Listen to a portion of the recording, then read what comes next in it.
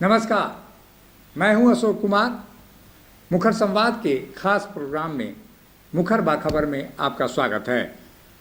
मुखर बाखबर उन खबरों को उठाता है जो खबरें अति महत्वपूर्ण होती है।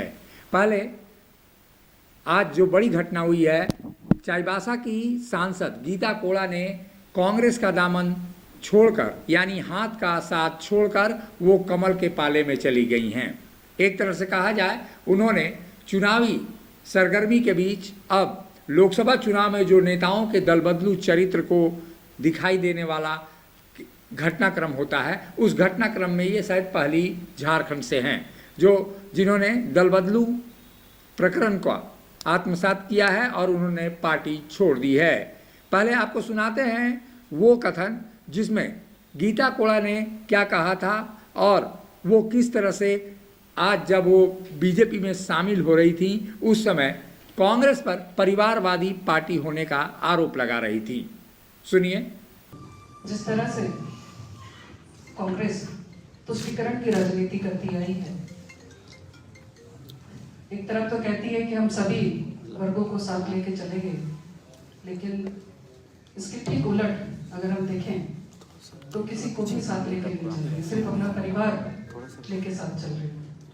तो ऐसी परिस्थिति में, क्योंकि हम लोग सार्वजनिक जीवन में हम लोग राजनीति करते हैं, तो सुना आपने कि किस तरह से कांग्रेस की सांसद जीत कर आती हैं पहली बार और उसके बाद से वो परिवारवादी होने का कांग्रेस पार्टी पर आरोप लगाती हैं।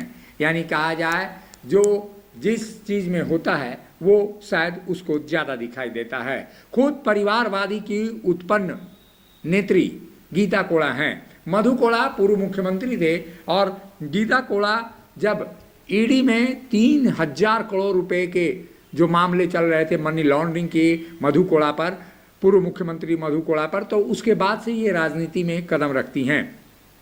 इनका पहले का कोई इतिहास नहीं रहा है, किसी आंदोलन में ये शरीक नहीं हुई हैं और सीधे 2014 में उनकी एंट्री होती है और जो 2014 में वो चुनाव जीतती हैं जय भारत समानता पार्टी से।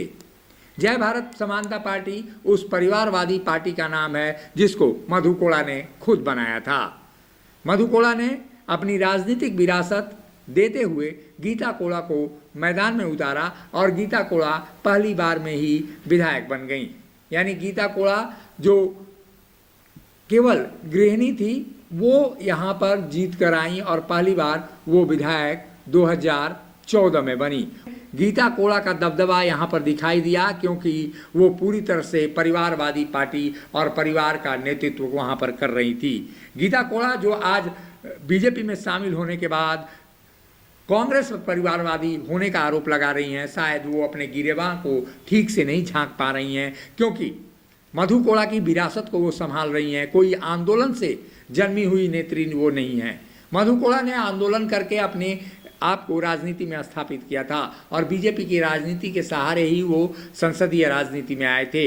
लेकिन यहाँ पर दिखाई दे रहा है कि परिवारवादी के कारण ही, परिवारवाद का सहारा लेकर गीता कोड़ा आई हैं राजनीति में और आज वही आरोप लगा रही हैं कि कांग्रेस परिवारवादी है। दूसरी बात भ्रष्टाचार की। प्रधानमंत्री नरेंद्र मोदी कह रहे हैं कि कांग्रेस भ्रष्टाचार का पोषक है और भ्रष्टाचारवादी पार्टी है। यानी प्रधानमंत्री प्रत्येक सभाओं में कह रहे हैं, लेकिन उन भ्रष्टाचारियों को वो प्रश्रय देते फिर रहे हैं जो किसी तरह से उनके 400 आंकड़े को पूरा कर ले। यानी तमाम जो आदर्श हैं, श्यामा प्रसाद मुखर्जी के आदर्श और तमाम पंडित दीनदयाल के आदर्श, वो कूड़ेदान में डाल दिए गए। अब केवल सत्ता चाहिए, चाहे वो मधु कोड़ा सरीखे नेताओं का सहारा ही क्यों न लेना पड़े। मधु कोड़ा 3,000 करोड़ रुपए के मनी लॉन्ड्रिंग मामले में अभी भी उन पर केस चल रहा है और इस मामले में अदालत ने रोक लगाई हुई है। निचली अदालत के लिए झारखंड हाई कोर्ट से राहत मिली है मधु कोड़ा का और ये मामला चल रहा है। ऐसे में जो कांग्रेस के जो पूर्व राज्यसभा सांसद थे और पूर्व प्रदेश सदस्य थे प्रदीप बालमुचु, उन्होंने स्पष्ट रूप से आरोप लगाया है कि गीता कोड़ा कांग्रेस को छोड़कर बीजेपी में इसलिए गई हैं कि वहाँ एक वॉशिंग मशीन है और उस वॉशिंग मशीन में मधु कोड़ा और गीता कोड़ा दोनों डूबेंगी और उसके बाद से वो पूरी तरह से स्वच्छ होकर, ईमानदार होकर और पंडित दीनदयाल उपाध्याय के आदर्शों को आत्मसात करते हुए और तमाम चीज़ें वो लेकर आएंगी।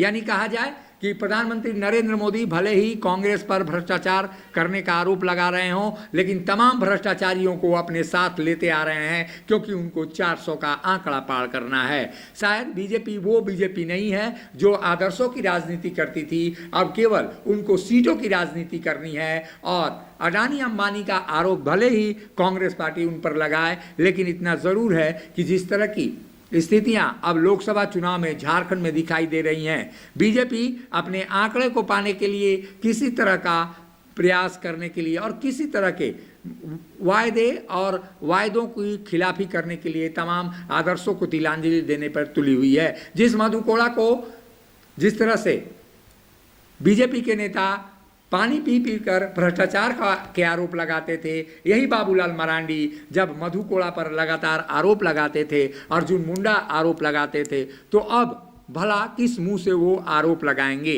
क्योंकि अब वो दुहाई दे रहे हैं कि आरोप जब तक सिद्ध नहीं हो जाता है तब तक उसको अपराधी या आरोपी ही माना जा सकता है, उनको निर्दोष ही माना जा सकता है, यानी कहा जाए तो उनके शब्दों में। लेकिन हेमंत सोरेन फिलहाल कोई अदालत से दोषी करार नहीं दिए गए हैं, अभी वो केवल आरोपी हैं। ऐसे में भाजपा के नेता किस मुंह से हेमंत सोरेन को भ्रष्टाचारी कह रहे हैं, ये शायद बाबूलाल मरांडी को बताना चाहिए। जब बाबूलाल मरांडी मधु कोड़ा के साथ फोटो खिंचवा रहे थे और बीजेपी के जो वरिष्ठ नेता हैं वो फोटो खिंचवा रहे हैं, तो ऐसे में उनको शायद जनता को ये भी जवाब देना चाहिए था कि मधु कोड़ा पर जिस तरह के आरोप वो लगाते थे वो शायद अब धुल गए हैं क्या?